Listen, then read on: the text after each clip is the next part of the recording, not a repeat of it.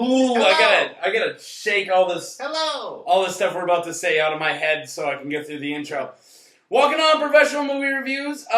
This is Mark. This is Billy. I'm Billy. We're also known as Big Pimpin' and way larger pimpin'. Better all. I'm a better pimp overall. I just so we're clear though, my actual name is Large Pimpin', not Big Pimpin'. Okay. Anyways, so the way this works is we are completely unscripted. This is all off the top of our head. This is going to be like a fucking whatever, hopefully not 20-minute video, but a long video all off the top of our head. And we're going to give you a quick little synopsis of this movie. By the way, click like and subscribe. Boom. I always forget to say that. I haven't said that in a long time. Yeah. We also have the Facebooks and the Twitters. And the Facebooks and technically the Twitters. I don't touch it anymore. We have nothing like that. We do have the Facebooks.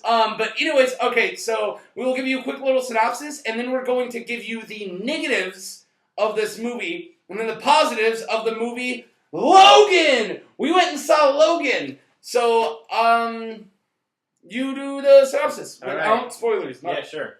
Unspoilery synopsis. There is old Logan and old Xavier, and there is a little mutant girl who needs help. And it's a buddy road trip movie. Yeah, buddy road trip movie with a little alien named Paul. Yeah. And all right, it still is a buddy road trip movie. So without getting into negatives or anything, I'm gonna add on to the synopsis just kind of without any actual positives. A little more background. It's a very gritty, very down to. This is not a superhero movie. No. This is a movie about a character from the comic books with claws. And it's a super, super dark, don't bring your kids to this, super violent, super bloody, super sad, zero, this is, I'm going to say this already, this is almost a positive, this is probably my second favorite Fox X-Men property next to Deadpool. Yeah. Now, is this as good as Deadpool? Close. Oh, yeah. Is this anything like Deadpool? No. Don't be walking in like, this is going to be fun. No, you're not going to have a lot of fun. No. And that's my first big negative. This movie made me cry too fucking much. Oh, my God. I do not cry at movies. I got misty-eyed, and I was like, maybe Billy sees my mist. And then I looked over, and Billy's ugly crying. Yeah, I was like, oh! There's one moment in this movie where I cried like a bitch. And I do not cry at movies. I've never seen him. The last time I cried, I think I've ever The last time I cried this hard at a movie was Toy Story 3. Wow! Well, everyone cried at Toy Story 3. Yeah. I got misty at that. I haven't actually teared for a very long time, and we've been seeing movies almost weekly for at least 2 years. Yeah. Very long time, and I've never seen you cry. so that's a negative? That you cry too much? That's a joke negative. That's a joke negative. Okay, so on to real negatives, I have to do this. So I'm a comic book guy. On the other side of this room, there is a shit ton of comics, and actually a lot of them are X-Men movies. I love X-Men, and the biggest problem I've ever had with the X-Men movies is these are the most grittiest, next to Batman, most grittiest, down-to-earth and real of all the comic book movies. And X-Men as a comic book is the most nothing like that. X-Men have never really been taken that serious in the comics. They're always hanging out with aliens. They're always the Phoenix Cosmic Force. They're always really... Deadpool came out of those comics, for God's sake. And that's always been an overall negative and something that's always... I need to get past my comic obsession and love with these characters that I have always cared for.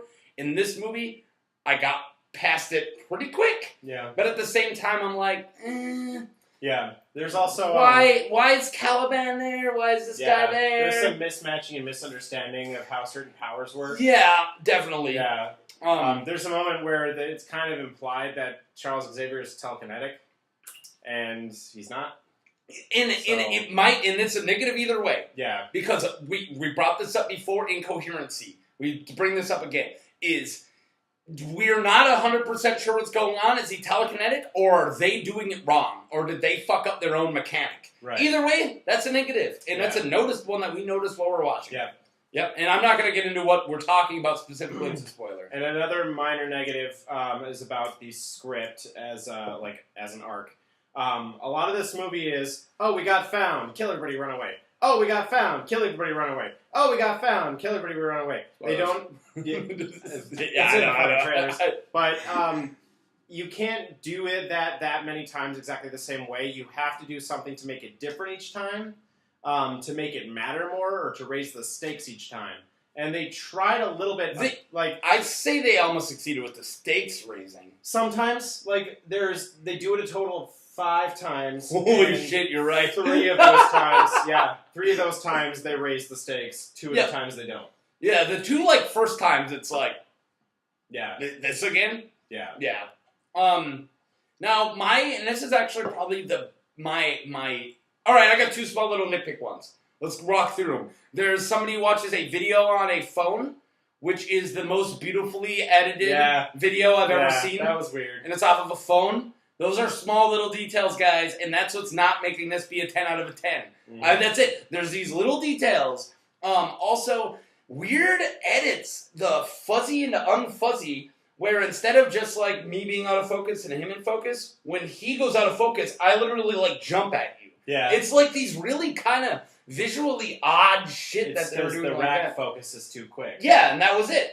And honestly, I know you get more motion sick, and I do in cars and everything, but even I was like, ooh, God. Yeah. I'm not gonna lie to you though, I didn't notice. Really? I didn't. Yeah. I thought you were gonna. I know notice. what you're referring to, but I don't. I noticed them right away. There was a couple of them.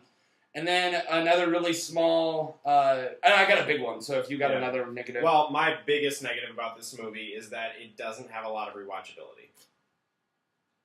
And that, for me, is a selling point. That's not a selling point for everybody. No. But for me, I have a very big movie collection. You and me have about the same size. We both buy. I buy DVDs on at least one a paycheck usually. Yeah, me too. And I got a couple on my list. I had to custom build a bookshelf for my DVDs. You just got 4. So. I've got tons of DVDs. I've got a good handful of Blu-rays, lots of box sets, and some TV DVDs. But this movie is not. It's something I could probably watch one more time, and then I'd be good for a couple years. I don't think I'll be able to watch this with my girlfriend again. But honestly, I'm going to buy this, and this is going to be my drunk need to see blood rewatch. So I actually disagree with that negative, but I got another one. There's kind of a big bad in this, and there's not the big, the action set piece bad. Yeah. If you know what I'm saying. Yeah. A little on the cheesy side, they pulled it off, but I wish they would have went with something else. It was kind of a what the fuck when it happened. I was like, whoa, they went that direction? Yeah. And honestly, it was so they went to Buffy the Vampire Slayer the series direction. Okay, cool. Yeah. They went the kind of cheesy way out. But it pulled it off. They didn't milk it. And it was fine, but still, I kind of wish they, revealed, Omega 5, out of, a deep comic book Easter egg, which they didn't. Yeah. That would have been cool, so it's more of a missed opportunity and kind of a slight negative. To me, the jarring part about that was they didn't justify the big bad. They didn't explain, this technology just came along that we could do this. We were doing all these other things to make little bads. And now we just they couldn't have just done that before. Yeah. If they were going to do it, they might as well have just done it before. They didn't justify it, at all. Yeah, you're right. So, positives. Positives. Everything. Yeah, this movie's great. We just did 8 minutes of negatives, and they're all benign. After, the first action scene, I turned to Mark, and I'm like, have you been noticing the score? Yeah, no, the score is so much fantastic. tension. It's awesome. Especially action scenes. Hit myself in the balls. Okay. Nice. Nice. Okay. So, no, the action scenes with the music, there's this music where this dude's sitting in the back of this truck with this gun, and it's not quite like Mad Max Fury Road. I'm in, but it was still it wasn't taking me out of it, and it was building tension. And then during the dramatic scenes, especially the, how do I say this, subjectivity when you're seeing something that isn't actually happening, like a drug overdose, when the camera acts differently than reality. Yeah. I'll just go ahead and say it, when weird mutant shit's going on, the music tension during those scenes build up, and it really is so submersive where I feel like I'm being psychically attacked. And it was the score that did that. It was the score and the blurriness of the camera, sure, but it was the... Yeah. And you hear, this distorted music playing in and out, and it was like, yeah, this is good. Amazing fight choreography that also has very unobtrusive CGI and a lot of I think just like the claws were CGI, and that's kind of it. Sudden, super jarring things that are ridiculously violent that happen. Really violent. That are depicted in exactly the right way. I have a tendency to giggle in the theater if something really violent happens that horrifies me. In your face. Oh, we were giggling. Yeah, like in Inglourious Bastards, the scene where they show the guy getting his head beaten in with a baseball bat, and they actually they don't shy away; they show it. Mm-hmm. Yeah, shit like that happens in this movie, and I was giggling in the theater because I was so uncomfortable. Yeah, in a good way. Yeah. Now the biggest problem with action movies today, of course, is the flippy cut. You know, and you don't know what's going on. That ain't this movie. This and I'm forgetting the guy's name. Mangold is the director's name, and he directed the last one, which fell apart at the end, and there wasn't a lot of action. He upped his game. Mangold's the real deal when it comes to action. Yeah. If he does a random action movie, I will now be excited for it. Yeah, because this isn't like John Wick or The Raid good, but this or action wise, but this definitely really long takes that don't hide anything. Wolverine's claws are sharp, motherfucker, and they cut people's arms off constantly. Half the bad guys had metal arms, and I was like, so everyone had the same injury. And as soon as stuff goes down, it's like, I see. Yeah. I see why they all have metal arms. Yeah. Another big positive: the way that the characters that we know were portrayed was exactly how I would picture them in this situation. Yeah. The tension between them, the conflicts they have, not manufactured at all. They're very believable. Now, on that same bit, can we talk about the performances? Holy shit. Honestly, I'm trying to think of a better Hugh Jackman performance. This is definitely the best in any X-Men movie. Yeah. And I'm trying to think There are a lot of people who really like Les Miserables. Okay. I actually didn't see it.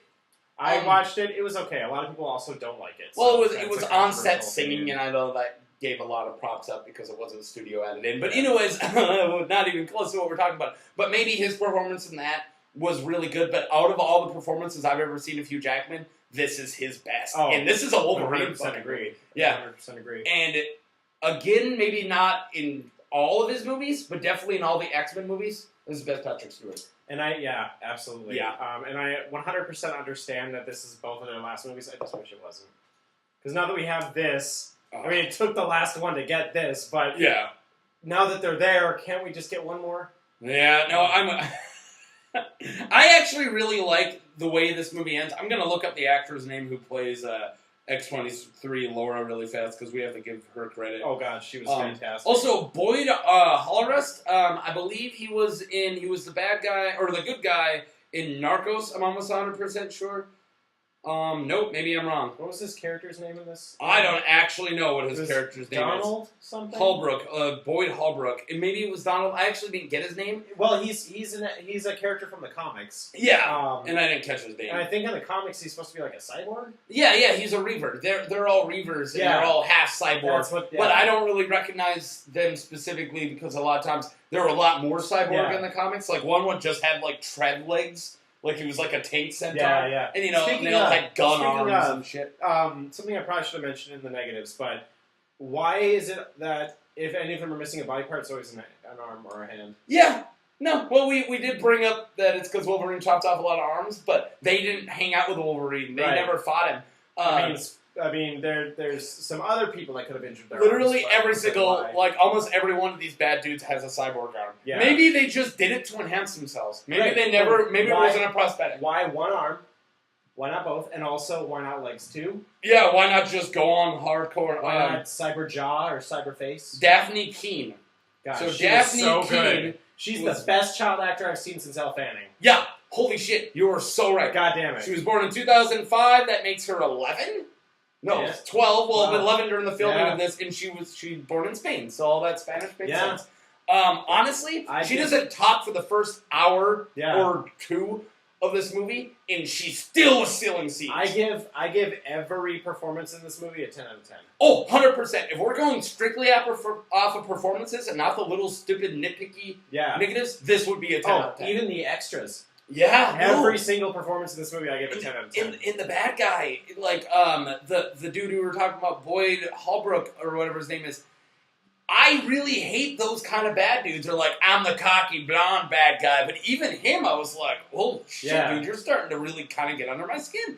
And Stephen Merchant was in this movie? Oh yeah, as Caliban. Reprising his role from the really bad X-Men movie Apocalypse, because he was in Apocalypse for one scene, or at least Caliban was. Yep. Yeah, he was. And I was like, out of all X-Men, you're bringing Caliban from Apocalypse, but he was great in it. I forgot that Caliban was in Apocalypse. Now, it probably was Stephen Merchant. I'm pretty sure Caliban, they did mess with him a little bit, but it is cool that they used him because that was one of those comic book characters like, wow, you got to dig through like 9 sequels to get to Caliban. You know, like he's not a household name. Yeah. And we still haven't got the Gambit movie, you know? Like, we got Caliban. But anyways. Ratings. I'm going to go first. Mm-hmm. I gave this movie 8.5 out of 10. Who dies? Everybody. Because they talk in this movie a lot about an incident that happened before, like a year ago, where a certain amount of people died, and they don't say who. And I want to know. We just can assume all of everyone else. Yeah. Everyone who would have been taking care of Professor Xavier other than Wolverine. Yeah, but I want to know That's specifically who died when a certain thing happened that I can't say without spoiling stuff. So yeah, we're not going to get into that. And I will state one more thing.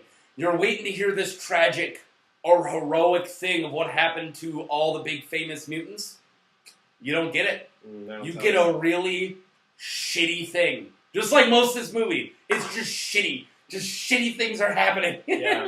I think a lot like with Days of Future Past, they're relying on you knowing stuff about the comics. Yeah, a little. Although most of this is not rooted in the comics. Right, but that's what I was going to say. If you don't know the comics at all, like me, that'd probably be a safe assumption. Because like when I saw Days of Future Past, I was like, for a lot of it. Well, even Days of Future Past had like, it had the name from the comics. Yeah. And that's it.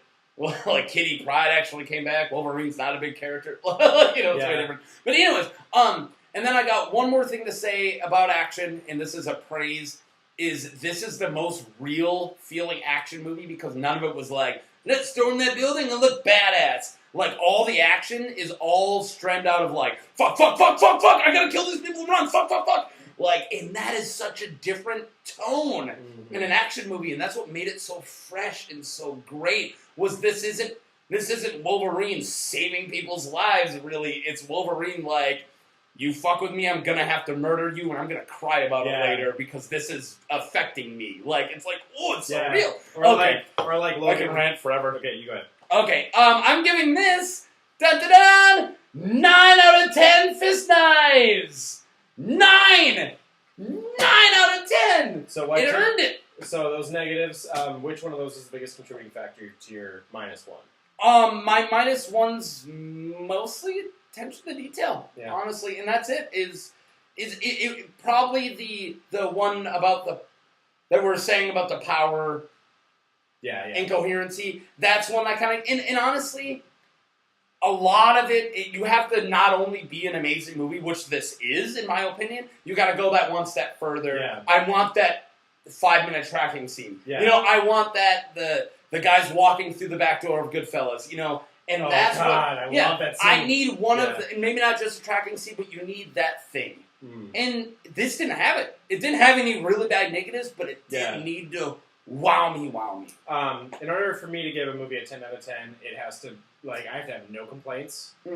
Deadpool so far is the closest I've gotten to a 10 out of 10 since we've been reviewing. Yep. We didn't even have that video. I wanted to give this movie a 9, like you did. In fact, you can see on here I had a 9 out of 10 that I scribbled out. Scribbled it. Yeah, I decided that I had to grade it a little bit lower because of the unrewatchability factor. That knocks it down. And honestly, if I didn't want to immediately rewatch this today, because I do, I would have given it an 8.5. But I want to see this again because it is just so brutal. Like I said, I'll watch it. I'll watch it again right away when it comes out, and I probably won't watch it again for like 3 years. Yeah, there you go. Okay, race out to see this. You probably already saw this. I'm hoping this nails at the box office, and it's probably gonna be one of my favorite movies of the year. Yeah. Also, play Legend of Zelda: Breath of the Wild. Listen to more Weird Al. I mean, he's still around, man. Yeah. Just is. He's not gone. Okay. Bye! Perfect timing.